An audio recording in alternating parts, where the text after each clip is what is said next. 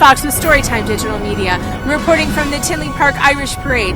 And I'm about to speak with Pete Kroner, who is the gentleman at the March 1st meeting who had discovered that the OMA may have been broken by not giving proper public notice for the text amendment that went through changing the code and allowing Buckeye to get into this community through the back door.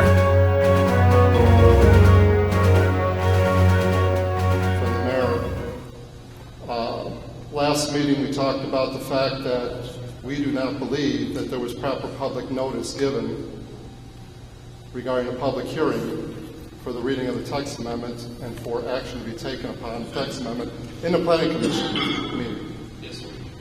And I'm looking to ask you, what have you, the board and council, determined whether the Illinois statutes or the laws regarding public notice of public hearings were violated or not when that text amendment was passed through the Planning Commission?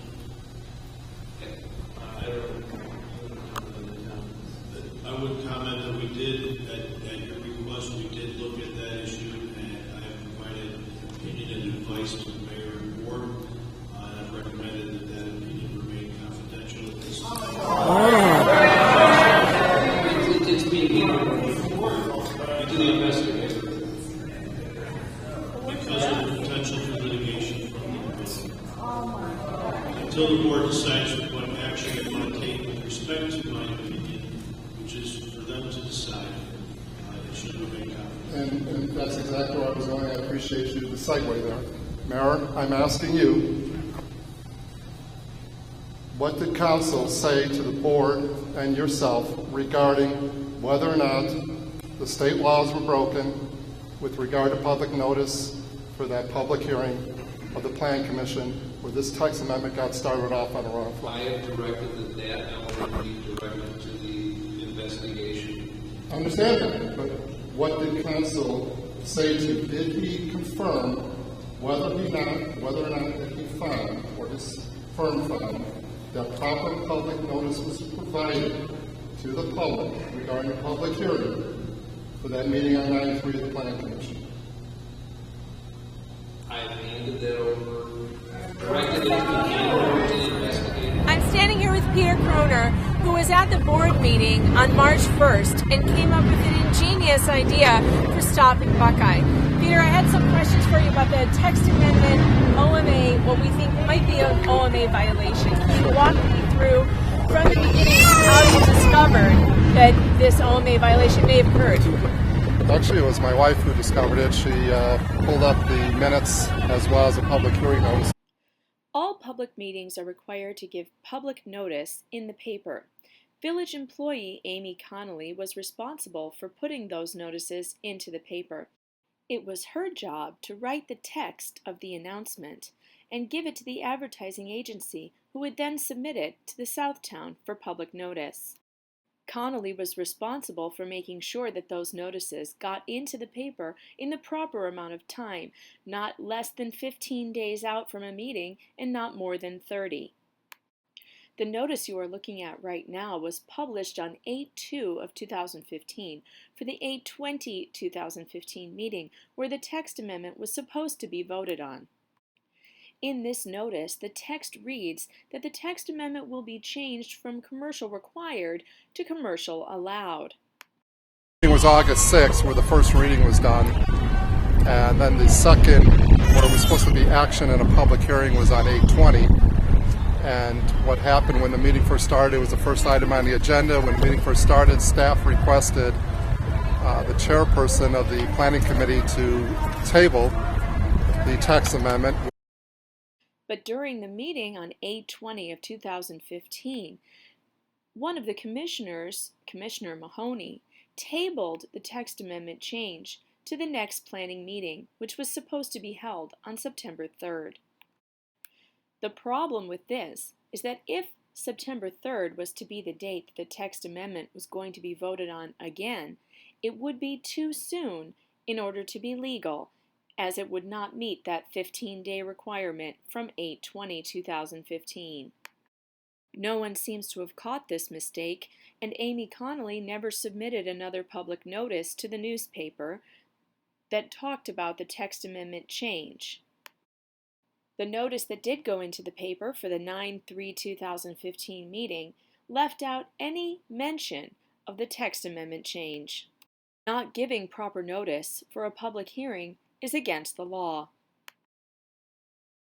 I was certain that there were issues with what was happening, and obviously the reason why this is critical is that everything that happened with the town board meetings, the subsequent two town board meetings, where it was voted on and enacted upon and changed legally, is going to have to be redacted, pulled back, because it's fruit of poison. The poison was they never gave a public hearing, and I think there's also an issue in the fact that they changed the text amendment verbiage from the first reading to the actual public hearing, quasi-public hearing, and actual action that when the planning committee took on it and actually voted for the recommendation to the board.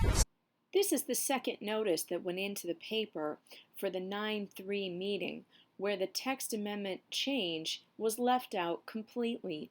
But during that 9/3 meeting, the Planning Commission passed the text amendment change from commercial required to now commercial permitted. I believe that there should have been there was going to be another public hearing on 9/3 for the reading of the text amendment, actually for the public hearing portion of the text amendment. Interestingly enough, what was presented at the 9/3 meeting for the text amendment, at least the certain subsection A, which is really what we're all interested in, which is where they went from street level required in the norm ordinance or legacy building code to street level commercial permitted.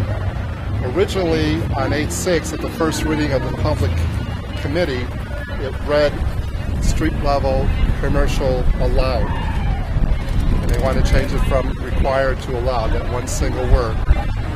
But interestingly, between the first reading on 8/6 and when it was finally voted out on 9/3 and passed by the Planning Commission, staff changed the amendment to read street level commercial permitted.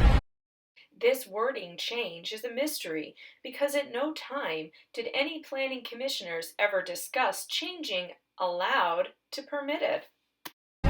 Without notifying the planning committee, without notifying the public, obviously, and that's why public hearings are here, and that's why the planning committee, which is made up of residents of Tinley Park, they're assuming that staff is being straight with them, and when you have a major change in one word like that, that changes the meaning of the entire ordinance.